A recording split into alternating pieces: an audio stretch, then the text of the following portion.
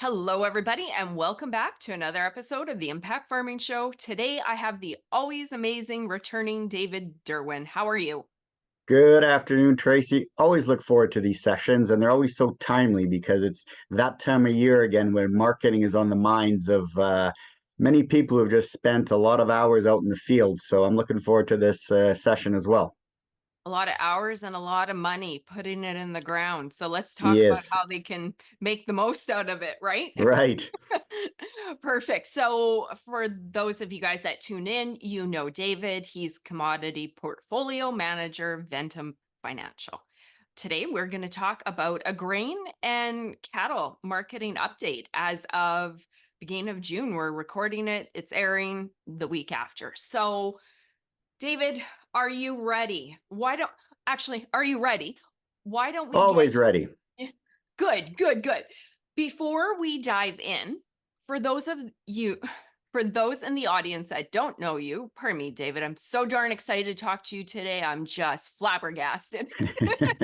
So, for those in the audience that don't know who you are and what you do, can you give a quick description of your work?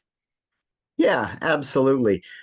Basically, over the last probably about 25 years now, I've worked with farm businesses on both the cattle side and on the grain side, really just helping them, manage risks, look for opportunities, capture the pricing in the market that they want to try and avoid the ones that they don't, and using hedging tools of options and futures to complement what they're already doing in the cash market with basis contracts, with forward contracts, but really finding ways that these tools can help them better manage their revenues, um, managing price risk and pricing opportunities, but it's also managing the delivery side of things. The production and the delivery risk is part of what these tools can help farm businesses do as well. So it really allows them to balance out the risks rewards and do things that they can't necessarily do just straight out in the cash market. So it's always good to be able to help in that capacity and fill in some pieces of the puzzle of the marketing picture, so to speak. Perfect. So, as we air this, many producers have everything seeded. Some are still struggling to Hmm. get it in the ground Indeed. because of the moisture. So, Yeah. why don't we chat about where farmers are at and let's talk about the current market conditions? Yeah, so you're right. There's been a lot of time spent getting this crop in the ground, and some people had gone able to get stuff done early, and everything is smooth. Some started early, and they're still delayed because of moisture. But the bottom line is more and more now we're coming into the time of year where marketing takes precedence. And it's interesting to look and see where we've been and how we got there. So if you look back, and I'm just going to share some charts here with everyone because really the I'm a big believer that a picture is worth a thousand words. And here is just basically looking at the price of canola over the past year. And if this chart was extended a little bit further down, we remember it was a couple of years back when we peaked out at around 1200 dollars a ton, and then proceeded to drift our way lower to 1,000 and below 1,000. And we see here in this chart here, beginning at 800 and kind of just gradually grinding its way down to 600 at the beginning of the year. Had a little bit of a typical rally in pricing that we see this time of year coming into seeding as some weather concerns and potential production risks get factored into the equation. And we're in that time frame where a lot of the grains like canola, like wheat as well, and soybeans and corn all have a similar pattern this year where they've had a bit of a bump higher. But it's interesting to see, you know, now where we're at, beginning of June, end of May, basically May, June are typically the high prices you'll see in grain prices. Not always, that's just a seasonal tendency, but often we see grain prices kind of peak out at this time of year. And that again just coincides, as we all know, with some of that production, that seasonal weather pattern that develops in the market and in pricing. But we also had a lot of these positions in both these markets, and canola got a lot of attention as pricing went lower and lower and lower. Various reasons, right? We had, there was a lot of talk at the beginning of the year of a lot of the large managed money like hedge funds and different commodity futures funds being short canola and a lot of short positions. And I'm sure people read articles about that. And then that slowly started to unwind.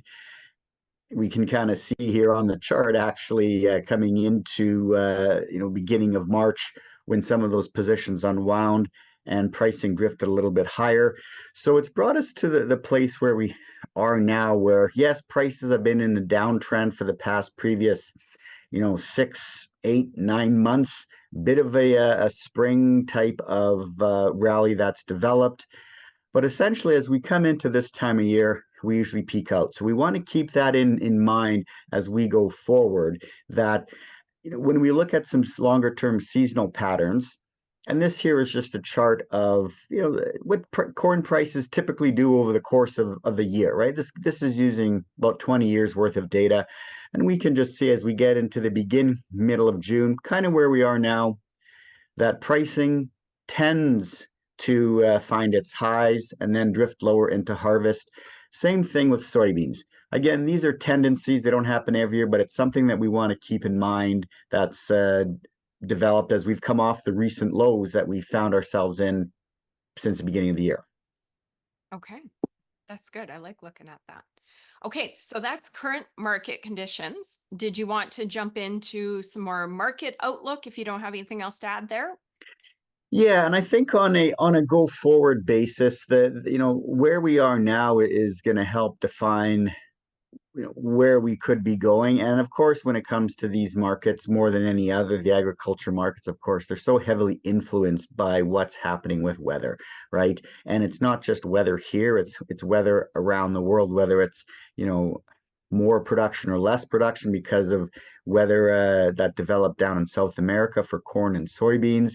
Now we're seeing some issues over in Russia, Ukraine, Europe, where there is some dryness going in there, and there's even concern and perhaps talk of maybe, rumors. Could it be that Russia bans exports on wheat, and that's caused a little bit of support in wheat prices? So you tend to get a lot of those types of stories that build up and develop at this time of year, and no one knows where these prices are going to go. I'm the first one to admit that, but you have to use some probabilities and looking at tendencies. And what we do know is that we had been going down for such a long period of time, going back to almost this time last year, or certainly into the fall of last year. We've had a nice little bit of a bump higher in the last couple of months. We're coming into that peak time of year. So what does one do about that? And this is a picture that I referred to probably at least once or twice on these shows as well, Tracy, is that this just has a really good long-term chart of just an index of grain prices, the main ones, wheat, corn, soybeans, and oats, the big futures contracts that traded down in the States, going back, about to 1970, and we see that there are just a series of peaks that develop over and over and over. And how those peaks develop is sort of secondary, right? There's always going to be a reason after the fact, and certainly the one that we've just seen here now, our most recent one, was just a development that started off in first in 2000 or 2020. We had the whole situation with COVID, where a lot of commodity prices were, after initial drop, started moving higher and higher and higher. And then getting into 2021, we had drought in a fair few number of the main grain growing regions in North America. And then, you top it off, just over 2 years ago, when the whole Russia-Ukraine situation developed, and that pushed prices up because you had a major war going into a major breadbasket producing region of the world. Now we're starting to see the unwinding of that, right? I mean, it would take one or two of those type of events, pardon me, with a similar impact to kind of support these prices. And, that's just, not in the cards. Yes, there's talk about drought, but that's the case every year. There's always too much or too little moisture, or too hot or too cold, or whatever it might be. Yeah. But the underlying concern here is that pricing is financial gravity is really starting to take hold, and it's just pulling prices down. So absence of a major event, that's what we're going to continue to see, is just these rallies that we see are opportunities to use some option strategies to protect and put a floor price in place. um, Oh, I think you froze up.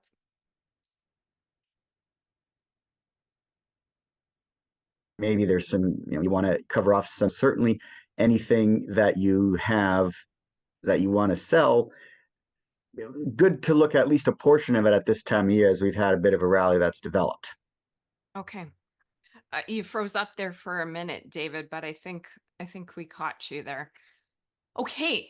So as producers are sitting there, hopefully crop in the ground, seed in the ground, June, what are the best marketing and hedging strategies to use at this point? Yeah, ideal question. That's something, as you can imagine, on a daily basis that we're working on. But um, a lot of the discussions center around, so what actually went on the ground? How many acres went into, whether it be corn or canola or wheat or soybeans or barley or, durum, pulse crops, whatever it might be, trying to get a sense, what's your exposure? And there are some, obviously, the commodities that you can use these tools with are other big ones that have been mentioned already here too, right? Like canola and wheat and corn and soybeans.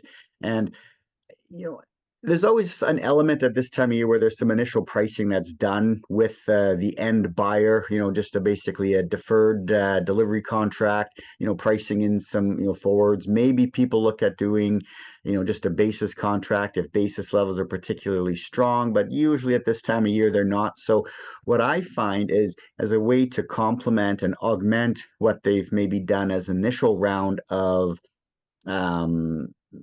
initial amount of physical or cash sales, is looking at option strategies that can be used to maybe bring up some of their production, or sorry, their sales on their production. If they're maybe sitting at 10 or 15 or 20%, maybe you look at adding an extra 20 or 30% using options on your expected production, so that you can get yourself maybe closer to 50%, both priced with delivery contracts or just, protected with options.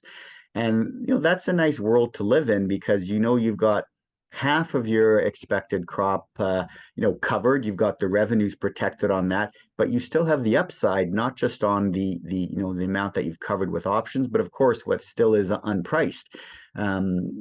And the option strategies can be many. There are many out there, and different ones are suitable for different people based on their comfort level, or just what they've done or what they want to do.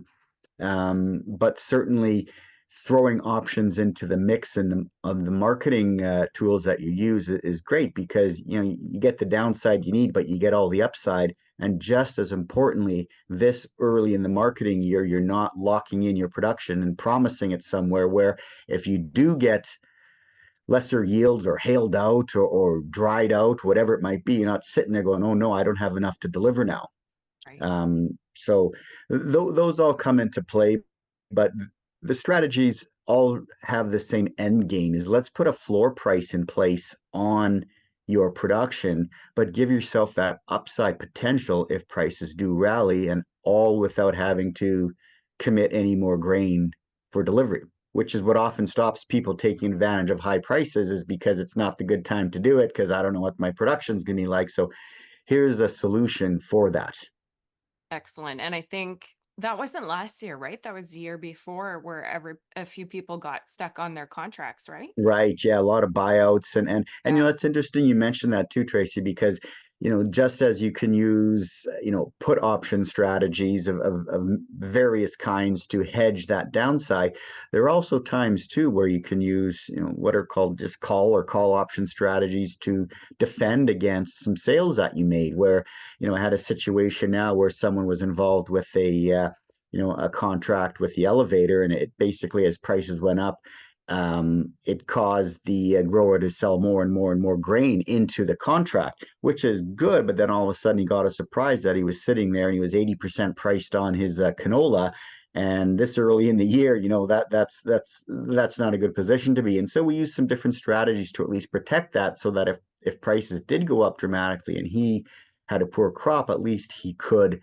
offset and help hedge that potential buyout risk that might be there. So these options are, it's interesting because the more you can, review different scenarios and individual situations that people are in, you really find that these tools can provide a lot of solutions. It's just a matter of, what in everyone's individual situation is.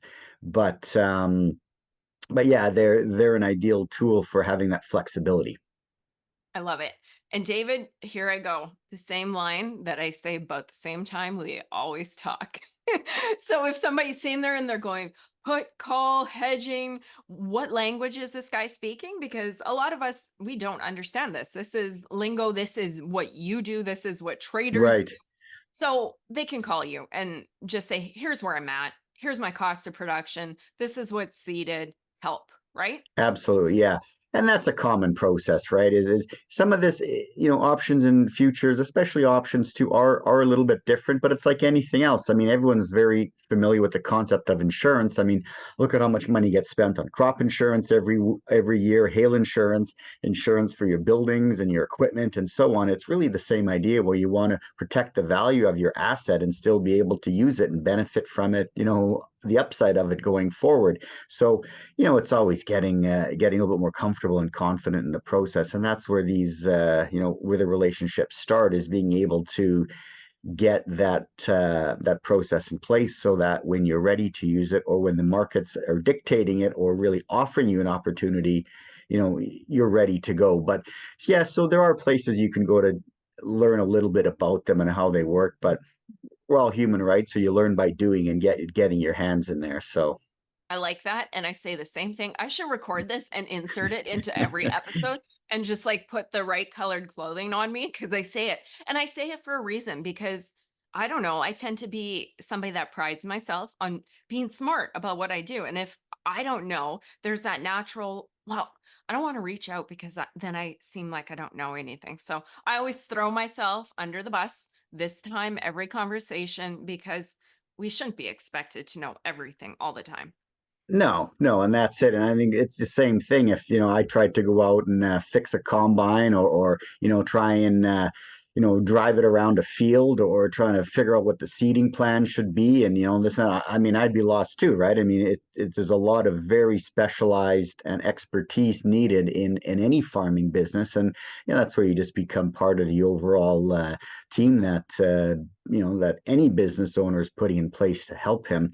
Um, but I think suffice it to say is that with options, it really does act like insurance, and to think about it as having some downside protection in place, and you still have the upside potential on the grain prices if they move higher, is essentially what these tools do, right? And similar to how you can think of it kind of like insurance, and yeah, there's some premium involved, but there's always some costs involved with insurance or hedging, or managing risks. So it's really not too foreign to what people do on a daily basis. But yeah, some of the terminology can be a little bit new to them, so it takes a bit of time. I love it. That was well explained. Thanks, David. Okay, so crop year strategies for this time of year. We covered that, unless you have anything else that you want to add, or else I'm going to ask you about the cattle market to do an update Yeah, there. yeah, and that's important too, because it's interesting when you start looking at cattle prices, and I have a lot of clients that are either strictly cattle or they're mixed producers.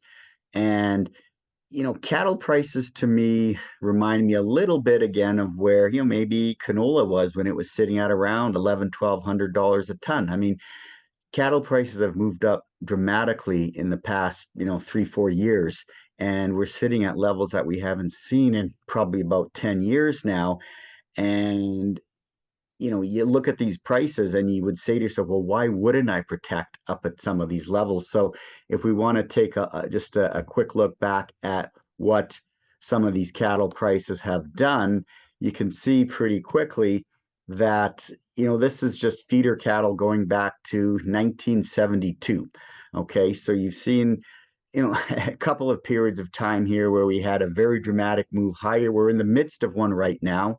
And, it's like the old saying goes, history doesn't necessarily repeat itself, but it certainly does rhyme. And there's a lot of rhyming going on here. And it's not just within the cattle market, it's within any commodity market. When you see such a big spike, such a big dramatic move higher, the saying is, what's the cure for high prices is high prices, right? So, and it might take a little bit longer for cattle too, because there's that element of trying, expanding the herd again, and how much do you hold back versus how much do you sell. But regardless, you look at some of these prices, and it has basically doubled in the last sort of maybe 5 years or so. So that's been, that's some pretty big moves. And, I just had a phone call today that I was just finished up with a client, and he said, I'm still selling my cattle at some of the highest prices ever. So we start talking about this and thinking, okay, so what does that mean? How can we really take advantage of that? And cattle is it's an interesting one because you're buying or you're calving small animals, and then you raise them into bigger ones and sell them out. So there's always that element, a very obvious direct element of inputs and then outputs. So there's ways to hedge both the cost of your feeder cattle as well as the selling price of your maybe your 900-pound animals, or maybe if they're going all the way to full weight animals at whatever 12, 13, 1400 pounds, whatever it might be. But this is a pretty dramatic chart. When you look at it, it just makes you realize just how much these prices have gone up. And it's kind of hard sometimes on a day-to-day, month-to-month, even a year-to-year basis. When they're up here, you go about doing your thing and you forget just where they were not too long ago. And even just a shorter term chart of cattle here. This is again feeder cattle going back 5 years. We've come up to some fairly hefty levels again, more than doubling in about a 4 or 5 year period. But we're getting to some levels of prices here where they've gotten quite high. And we've heard a few stories on how beef prices are expensive and how they've gone up, but it hasn't hit that full. I remember last time, and here's a picture of just live cattle prices. I remember last time when prices got up here, it seemed like every time we're online or reading the news, or you look at a newspaper, you hear someone on the TV on the news talking about it. The government was saying how cattle prices are too high, and they're so expensive in the grocery store. And it was basically right about that time when all those news stories came out, when the exact peak was in on the cattle market. So that often coincides with, pardon me, just the fact that pricing gets a lot of attention. And we are getting a lot of attention on cattle prices. So does that mean that the peak is here imminently? No, not necessarily, but it certainly does mean that you really ought to look at ways that you can protect these prices, because we've seen it before, right? Where cattle prices can drop pretty quick in a short period of time. And it's not just cattle, it's any commodity that goes through this kind of spike. It tends to have that big move higher. A very recent one that probably got a lot of attention too was the cocoa market and cocoa futures, where in the countries in Africa that produce it, there was a lot of disease and dryness, and their crops were really quite poor, and there's a fairly long cycle in terms of building up a whole cocoa farm, if you will. And cocoa prices went parabolic, and they've since been coming down, and they're going to bounce around. But the thing is, we don't want to forget that our cattle prices have gotten really, really high too. And there are tools that you can use to hedge that for the next 6, 12 months, and maybe even more, right? So there's a time here with cattle up at these levels where you don't want to ignore it, because it doesn't mean it's going to happen overnight, but we start getting down to here again, and we're going to look and say, well, why didn't I do something about it when prices were at higher levels, right? And it's easy in hindsight, but I think it's because we're now in the middle of that situation where you've got live cattle prices look pretty much the same as what feeders are doing, and we're kind of in an area here where it's starting to go sideways a little bit. So it doesn't mean it's going down, and it's still kind of pointing up, but we're at some pretty rarefied levels, and it's definitely important to keep that in mind. So that's the positioning that we've been taking here with clients on cattle is how do we hedge that and how do we protect that? And everyone's business is different, but you know, there are tools that are out there that you can use to manage your revenues. Nice. I'm trying to remember my years because they all kind of blend together. But when was the last peak? I was looking at your last chart to try and figure it out. Was it 15 it peaked and then it just crashed in 16 Yeah, like or 2014, 2015. 16, So about 17? Can't remember. yeah, and then it kept going down here into the beginning of 2017. So there was maybe a period of yeah, maybe a couple of years where prices just drifted lower and lower and lower. And that's, considering we've been coming up now for maybe close to 5 years, nothing is stopping it from eventually starting to roll over and going down for, 3, 4 years, right? That's the nature of commodity cycles. My next question I was going to say, can you put your genie wizard hat? How long can we expect this to last? Because didn't they used to say in the cattle market, and I think the world's changed and there's more variation in the markets, but we used to say 10 years. The cattle was a 10-year cycle or 8, and it was predictable. So we're looking at, uh, Yeah, well, right? yeah, well, it's interesting. Even if you look at this chart here, and there are some cycles here that seem to cover sort of a 10-year period. Not always, and there's always going to be subject to some change. Um, and those cycles, the timing, the exact timing will be different. But what I find is interesting with any market, whether it's grains or cattle or commodities or stocks and currencies and bonds or interest rates, it's at the extremes where, it just gets too much and, it can't stay there. Just, interest rates couldn't stay at zero forever. So if it Right. can't stay at zero forever, eventually it's going to go above zero, right? And we've seen that over the last couple of years as interest rates have gone higher. Same thing with canola when it was at 1200. It just couldn't stay at 1200. It can last there for a few months or a year, I suppose. Sure, you never know, but it can't stay there indefinitely, right? Um, and that's the situation I think we're seeing here in cattle prices. It doesn't mean it's going to collapse tomorrow, but just being positioned and being ready to to act and to make some moves in that direction, I think is what's more important than necessarily knowing exactly when it's going to turn, because you're not going to, right? And you can't spend all your time and resources and effort trying to predict that, because there's no point. You can be on top of it, and you can do a lot of analysis to try and improve the probabilities in your favor. But that again is what options are really good at doing, is it buys you that time, and you don't have to be exactly right. You can put in place some is good protection and sleep better at night. Okay, I love it. And that is pretty common sense. If it's up here and this is really strong pricing that we haven't seen, how long can it go up and how long is it going to stay there? I mean, common sense, right?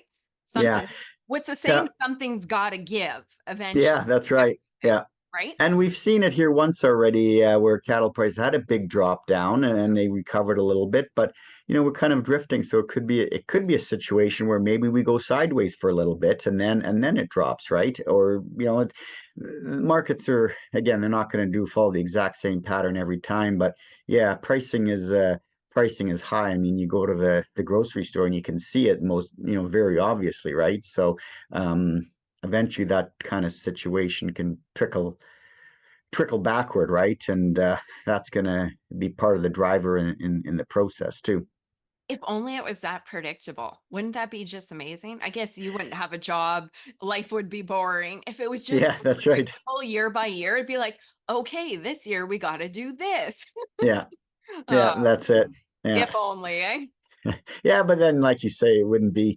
The value isn't really trying to deal and manage with all that risk and you know capture the opportunities where you can and avoid the pitfalls where you can too. Love it. I can wish upon a star, can I? Okay, cattle market. Do you have anything else you wanted to cover there? Um, yeah, and this kind of leads into some of the other things that we're always looking at, and you know, no one wants to become complacent, but it's easy to be a little bit complacent when, again, canola prices were up at 1,200 and they were going to stay there for a while because all these new crush plants that were coming online, and demand was just so strong, and all these different factors, and then we were not at 1,200 anymore. We're just hovering above 600. So um, on the cattle side of things, there's still a lot of discussion. The fundamentals are strong and there's good demand for the end product and there's a shortage of cattle. And yeah, that's all true. But again, those situations don't last forever. So I'm kind of reminded of this here. Everyone has a plan until they get punched in the face. And I mean, I love this because it's so true. Like it's something that you just want to have something in place and a plan B and a plan C. And if nothing else, at least have all the tools laid out on the table so that when the time comes, you're not scrambling around the shop or in your toolbox looking for that one particular tool. And meanwhile, you get punched in the face, right? So I think it's always good to, manage your risks before they manage you, as I like to say. And this is a good visual impact of what that can mean to you. So. I shouldn't be laughing, but I'm laughing, and I'm sure everybody watching is laughing because it's so true. I Yeah, always naturally use the expression a punch in the gut. To me, yeah, that's the one I say, but I like that. Markets punched us in the face. yeah, Sorry, it's yeah. hitting my funny bone. An Good, good. We got odd, to have a bit of humor and things too, right? It's serious business, but you also got to have fun. I guess so. You gotta laugh to let the steam and the pressure Yeah, out. yeah. Okay, well, that's a good one. I thanks for sharing that quote. I just had a good laugh. I enjoyed that. Do you want to chat about hedging and marketing strategies kind of year round? Earlier you spoke to what's the best thing to do right now, but do you want to talk about year round strategies? Yeah, and the strategies for when you're marketing or hedging your cattle or your grain year round, it's not just the strategies that would be employed. Which option strategy do you use? What's the best one there? Because that's going to change as the market conditions and with each individual person. But we do know there typically are some cyclical, well, seasonal patterns maybe, and cyclical ones too that apply. And a good example again, coming back to cattle, is when cattle prices are this high. It's just like when canola was up at 1,200. It's a little bit easier to invest some money in some option premium, some put option premium, or to protect the downside because you've already got some pretty good margins in place. Not always, not everywhere, but it's a little bit easier when you got some really good pricing working in your favor. So I think that's important, to, especially in the cattle market. We do have some really high prices, so we don't want to let them go by. Um, this time of year on the grain side of things, we're still early in the season. I mean, in many places we just got, the crop in the ground, so we're still very early and there's a lot of weather ahead of us. So, you know, make physical sales up to the point that you either need to or want to or you're comfortable with, and then you can let different option strategies take over. As the summer moves on and you get maybe into just before harvest and you get a better sense of what the fields are looking like and what's going to come off those fields. um, Perhaps that allows for a few more physical sales because you maybe basis levels improve, maybe prices are up a little bit. But again, you can still use options in that environment when price or when crops get into the bin. You're holding it there. Yes, this year and is the first year, along with last year, where interest rates all of a sudden started making a big difference. And while the Bank of Canada did cut their rates today, 25 basis points. Um, it doesn't change the fact that you could have operating lines of credit that are 6, 7, 8, or 9% or more, and sometimes being more capital efficient is you can sell the grain, clear the bins, put the money in the bank, and or invest it in, I mean, you can put in a money market fund and it's going to give you 5%. Either way, you've got, opportunity costs anywhere from 5 to 10% on your money. And that's a situation too, where in the past you may have thought, well, I really don't want to sell the grain down here because it's too low, so I'm just going to hold it in the bin. Fine, there's nothing wrong with doing that if you believe it's going to go higher. But you got to be mindful. You still have the whole risk of that grain that you're carrying on your shoulders. So when you combine that risk factor of just commodity pricing that can go down along with higher interest rates, perhaps you're better off making more sales, sticking some of that money in the bank, and reinvesting a portion of that in some call option strategies that would give you upside, right? So there's, and this way you got limited risk, much more cost effective because you don't have hundreds of thousands or millions of dollars sitting in the grain bins. You got, whatever it might be in sitting in some option premium with very little risk attached to it if you're just buying some options. So that's something that I think is important. And then I guess you get into the winter time and you want to start thinking about, clearing out